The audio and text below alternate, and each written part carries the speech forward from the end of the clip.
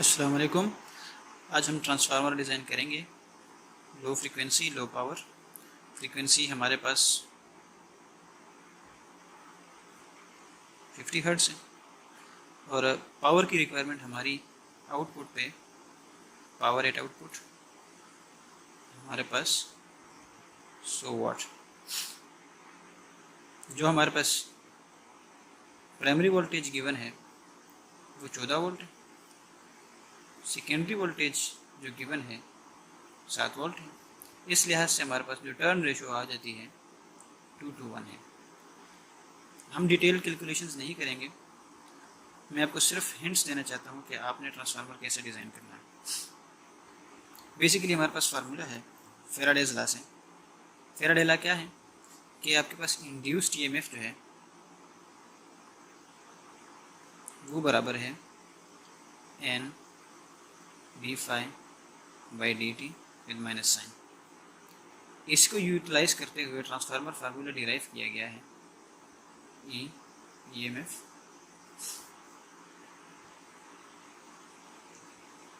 N phi F 4.4 factor कहाँ से आया है इसको हम डिस्कस इसलिए नहीं करेंगे क्योंकि इसमें डेरिवेटिव इन्वॉल्व है। डेरिवेटिव इवेलुएट करने से जो हमारे पास फ्रीक्वेंसी का कंपोनेंट है वो बाहर आ जाता है, ब्ला ब्ला, तो उसमें बड़ी सारी चीज़ें हैं, उस तरफ हम नहीं जाएंगे। शॉर्ट ये कि हमारे पास ये फार्मूला आ जाता है जिसको मज़ीद अगर हम एलेबोरेट करें in terms of flux and area तो आ जाएगा हमारे पास 4.4 एन बी ए एफ। इसमें जो चीज़ें चूज़ करने वाली हैं वो क्या हैं,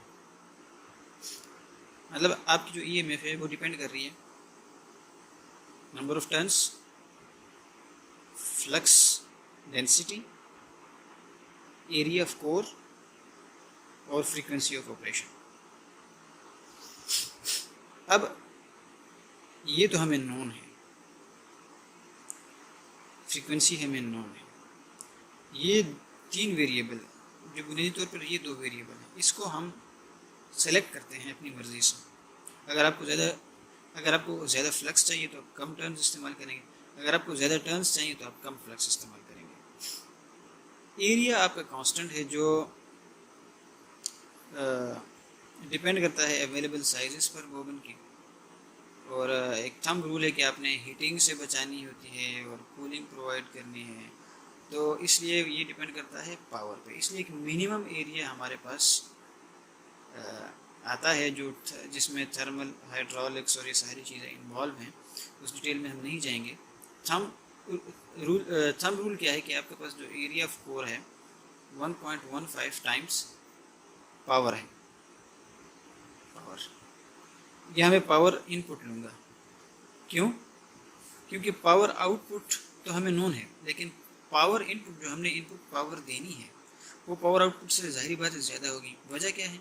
वजह ये है कि ट्रांसफार्मर की एफिशिएंसी 100% नहीं होती, इसलिए हम पावर इन डिफ़ाइन कर लेते हैं यहाँ पे कि अगर एफिशिएंसी हमारे पास 90% है तो जो हमारे पास पावर इन है वो होगी हमारे पास 1.1 टाइम्स 100 जो कि मतलब 110 वाट। ठीक है, तो पावर इन से हमारे पास एरिया आ जाएगा, ये आपके पास एरिया आ गया। दूसरी चीज़, अगर क्योंकि आप 50 हर्ट्ज़ पे चल रहे हैं तो 50 हर्ट्ज़ के लिए हम ज़्यादातर सिलिकॉन कोर्स इस्तेमाल करते हैं, steel silicon laminated course, silicon steel laminated course. अच्छा, एरिया आपके पास आ गया। अब इसकी क्या ये यहाँ मटेरियल मेंशन करने का मकसद मेरा ये है कि हर मटेरियल की अपनी प्रॉपर्टी होती है कि मटेरियल कितनी मैक्सिमम फ्लक्स डेंसिटी बर्दाश्त कर सकता है, क्योंकि एक ख़ास फ्लक्स डेंसिटी के बाद आपका मटेरियल सेचुरेट हो जाता है, और सेचुरेट होने के बाद आप अगर मज़ीद इसमें इसको मैग्नेटिक फील्ड अप्लाई करें तो उसके फ्लक्स में चेंज नहीं आता, वहाँ जाके हमारी कोर सेचुरेट हो जाती है और मज़ीद ट्रांसफॉर्मेशन हम उससे आगे नहीं कर सकते। इसलिए हमें उस बी मैक्सिमम, उसका एक बी मैक्स, इस बी मैक्स से हमने नीचे ऑपरेट करना है। तो स्टील, लेमिनेटेड स्टील्स के केस में हमारे पास तकरीबन 1.6, इन सम केसेस 1.7 यहाँ तक आप डिज़ाइन कर सकते हैं। लेकिन जो देखा गया है कि इंडस्ट्री में या जो लोग डिज़ाइन करते हैं तो वो ज़्यादातर बी को 1.0 से 1.2 के बीच में रखते हैं। तो यहाँ हम कोशिश इस वीडियो ट्यूटोरियल में मैं बी को 1 के बराबर रखूँगा। एक टेस्ला मीन्स 1 वेबर पर मीटर स्क्वायर। अच्छा, इसमें ये जो हमने एरिया कैलकुलेट किया है ये सेंटीमीटर स्क्वायर में आएगा। अच्छा, आपके पास एरिया आ गया, आपके पास फ्लक्स आपने डिफाइन कर लिया अपना कि आप कितना फ्लक्स है। अब हम ऊपर जाते हैं, हमने नेक्स्ट चीज़ कैलकुलेट करनी है वो टर्न रेशो है, टर्न टू वोल्टेज रेशो, जो कि आपके पास आएगी 1/4.44 multiply by B multiply by area of core in metre square. ठीक है, ये अगर आपने सेंटीमीटर में करना है तो आप यहाँ पर एक फैक्टर मल्टीप्लाई कर दें 10⁻⁴। ठीक है, तो ये सेंटीमीटर में आप पुट कर दें और फ्रीक्वेंसी। ठीक है, तो इससे आपके पास टर्न पर वोल्ट्स आ जाएंगे। यूनिट क्या होगा इसका? Turns per volts. अच्छा, अब हमारे पास ये तो कांस्टेंट हो गया, फ्लक्स आपके पास नोन है जो आपने सेलेक्ट कर लिया यहाँ से, एरिया आपने कैलकुलेट कर लिया और फ्रीक्वेंसी आपको नोन है कि 50 हर्ट्ज। ठीक है, इससे आपके पास टर्न रेशो आ जाएगी। जब आपके पास टर्न रेशो आ गई, नेक्स्ट चीज़ है आपकी नंबर ऑफ टर्न्स, कि आपकी नंबर ऑफ टर्न्स कितने होने चाहिए।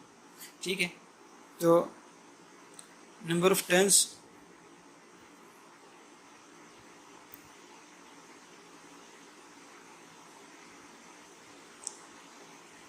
एट प्राइमरी वो होगी वोल्टेज एट प्राइमरी या E8 प्राइमरी और मल्टीप्लाई बाय टर्न पर वोल्ट, टर्न्स पर वोल्ट। इससे आपके पास प्राइमरी के टर्न्स आ जाएंगे। ठीक, सेकेंडरी के टर्न आपके पास रेशो से आ जाएंगे जो आपके पास TR हैं, कि प्राइमरी के 2 टर्न्स की निस्बत आपके पास 1 टर्न सेकेंडरी पे होगा। तो आप क्या करेंगे, इसी रेशो को इस्तेमाल करते हुए NP/2, ये आपके पास सेकेंडरी वाइंडिंग के नंबर ऑफ टर्न्स आ गए। नेक्स्ट चीज़ जो हमने करनी है वो हमने करनी है वायर गेज सिलेक्शन। तो वायर गेज सेलेक्ट करने के लिए हम फिर पावर की तरफ आएंगे कि हमारी पावर 110 है।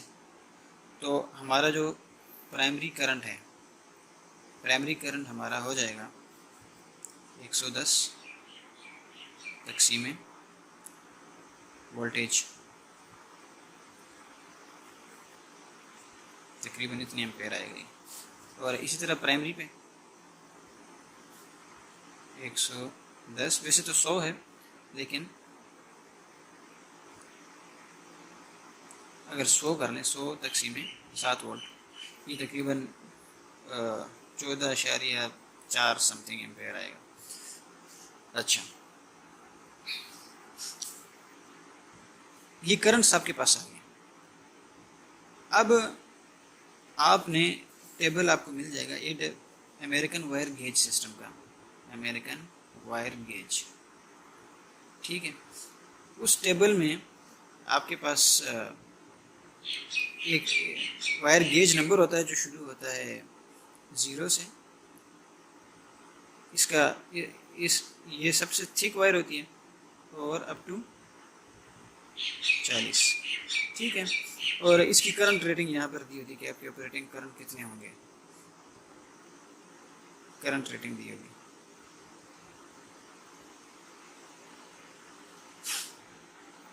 तो यहाँ करंट्स आपने फाइंड कर लिए। इस करंट को आप यहाँ करंट रेटिंग टेबल में देखें और जहाँ कहीं आपकी वायर गेज मीट कर जाए वहाँ आप उसको सेलेक्ट कर लें। मिसाल के तौर पर हमारे केस में जो AWG 18 है वो यहाँ कहीं आएगी।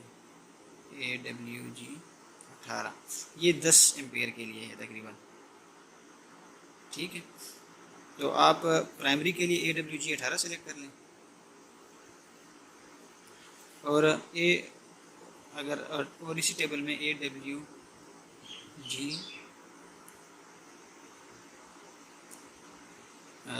मेरे ख्याल में 14 है, AWG 14 जो तकरीबन 15 एम्पेयर के लिए यूज़ होती है।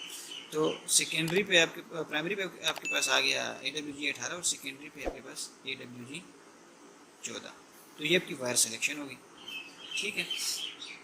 तो यहाँ तक हमारा ट्रांसफार्मर के जो पैरामीटर्स हम डिज़ाइन कर चुके हैं। हमने कोर एरिया कैलकुलेट कर लिया, हमने वायर गेजेस कैलकुलेट कर लिए, हमने नंबर ऑफ़ टर्न्स कैलकुलेट कर लिए। अब जो नेक्स्ट चीज़ है कि आपने अगर ई कोर इस्तेमाल करनी है तो ई कोर इस शेप में होती है।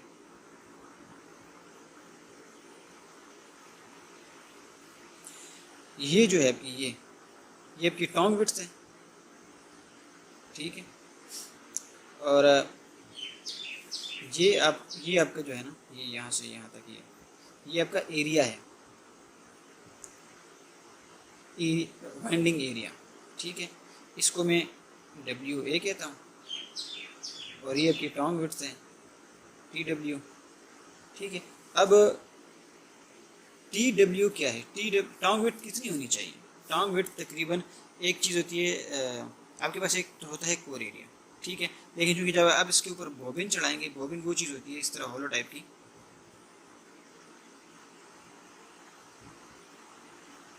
ये होलो टाइप का होता है। ये बॉबिन आप चलाते हैं इस टॉन्ग के ऊपर और इसके बाहर वाली सरफेस पे आप कॉइल्स चलाते हैं, ठीक है। तो ये यू कॉइल समेत इसके ऊपर आ जाता है। अब ये जो कॉइल ने एरिया घेरा हुआ है, ये एरिया इस बॉबिन एरिया से कम होना चाहिए। दूसरे लफ्ज़ों में आपका ये बॉबिन एरिया इससे ज़्यादा होना चाहिए ताकि आपकी वाइंडिंग इसमें आ सके, ठीक है। तो ये कैसे होगा कि पहले तो हम टॉन्ग विड्थ कैलकुलेट करते हैं कि टॉन्ग विड्थ कितनी होनी चाहिए। तो टॉन्ग विड्थ होनी चाहिए, एक चीज़ हमने कैलकुलेट की है कोर एरिया। तो कोर एरिया में अगर आप बॉबिन की जो ये जो थिकनेस है इसको अगर आप अकोमोडेट करें 10% इसमें डालें तो 1.1 ये आपके पास ग्रास कोर एरिया आ जाएगा, कि जो आपका ग्रास कोर एरिया है। अगर आप इसको 3 डायमेंशन में देखेंगे तब आपके पास ये इसके सरफेस का एरिया आएगा। ये अगर आप 3 डायमेंशन में इस तरह देखें,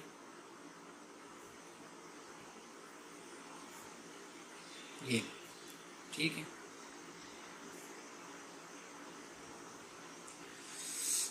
तो ये ऊपर वाली सरफेस का एरिया है। अगर मैं इसको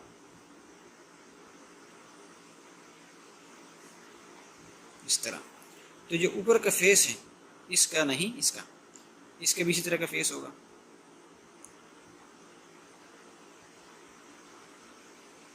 ठीक है। तो इस फेस का एरिया ये तो आपका हो गया ना कोर एरिया AC, यहाँ से आ गया। और इसमें बॉबिन की जो विड्थ है वो भी आप शामिल कर लें तो इससे आपके पास एक ग्रॉस एरिया आ जाएगा, ठीक है, ऊपर वाली सरफेस का। तो उसको मैं GCA कहता हूँ, या ग्रॉस कोर एरिया। अब टॉन्ग विड्थ जो है ना वो तकरीबन ग्रॉस कोर एरिया का अंडर द रूट होता है, ठीक है। इससे आपके पास टॉन्ग विड्थ आ जाएगी इन सेंटीमीटर। तो आपने एक ऐसा टॉन्ग विड्थ आ गई। दूसरी चीज़ वायर गेजेस की आपकी इसकी डायमीटर आपको दिया गया होगा, ठीक है। क्रॉस सेक्शनल एरिया दिया गया होगा, उससे आप क्रॉस सेक्शनल एरिया फाइंड करना है। अगर सिंगल वायर का क्रॉस सेक्शनल एरिया, मैं कहता हूँ कि इसका क्रॉस सेक्शनल एरिया जो प्राइमरी साइड का है वो XP है। क्रॉस सेक्शनल एरिया को मैं XP के लिख देता हूँ, ठीक है। तो टोटल नंबर ऑफ टर्न्स कितना एरिया घेरेंगे प्राइमरी के, तो वो हो जाएंगे NS मल्टीप्लाई बाय XP। तो ये आपके पास आ जाएगा area occupied by primary winding, ठीक है। इसी तरह आप सेकेंडरी वाइंडिंग का एरिया कैलकुलेट कर लेंगे। सॉरी ये P है, NS और XP, ठीक है। इन दोनों को आप सम करेंगे, ये दोनों सम हो गए प्लस AWS, ये सम हो गया। ये तो वो एरिया है जो कॉपर ने घेरनी है, इसके ऊपर इंसुलेशन भी होगी तो उसका फैक्टर भी डाल दें। तो ये आपके पास रिक्वायर्ड वाइंडिंग एरिया है। अब आपने कोर एसी सेलेक्ट करनी है जिसकी टाउन विड्थ जो हमने कैलकुलेट की है उससे हो उतनी हो, या अगर स्टैंडर्ड साइज उतना नहीं मिल रहा तो उससे थोड़ा सा ज़्यादा लेंगे आप, ठीक है। और ये वेरी करते हैं इसके लेंथ और विड्थ। तो आपने ऐसी लेंथ विड्थ का टाउन लेना है कि एक तो उसमें आपकी ये विड्थ, इस विड्थ वाला वो आ जाए, कोर आ जाए, मतलब बॉबिन इस तरह का सेलेक्ट करना है कि, और कोर इस तरह का सेलेक्ट करना है कि वो एरिया आपके पास कंफर्म हो, ठीक है। एरिया उससे थोड़ा सा ज़्यादा हो सकता है लेकिन कम नहीं होना चाहिए।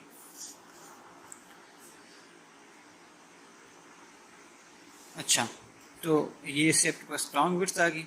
दूसरा आपके पास आपने इस तरह के कोर सेलेक्ट करनी है कि उसकी कम से कम जो विंडो एरिया है वो इतनी हो, जो हमने कैलकुलेट की है इन एरियाज़ के साथ। तो उम्मीद है कि आपको काफ़ी चीज़ें समझ आ गई होंगी। तो कोशिश तो की है, मज़ीद अगर किसी को समझ ना आए तो वो पूछ सकता है कमेंट्स में। अल्लाह हाफ़िज़।